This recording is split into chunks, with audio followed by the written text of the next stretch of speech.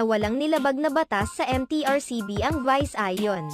Nagbigay na ng reaction ang host-actress na si Kim Chiu sa pag-deny ng MTRCB sa inihain nilang motion for reconsideration sa 12 days suspension na ipinataw sa kanila ng ahensya dahil sa paraan ng pagkain ni na Vice Ganda at Ayon Perez sa cake icing. Sa press con ng bagong hair endorsement ni Kim Chiu, hiningan siya ng reaction hinggil sa kasalukuyang pinagdadaanan ng It's Showtime. Ayon kay Kim Chiu, walang problema na hindi malalampasan ng It's Showtime. Lahat nakakayanan namin. Lalo na ang It's Showtime na 13 years na sila sa noontime show and wala namang problema na hindi nakakayanan dahil na rin na test of time na kaming lahat.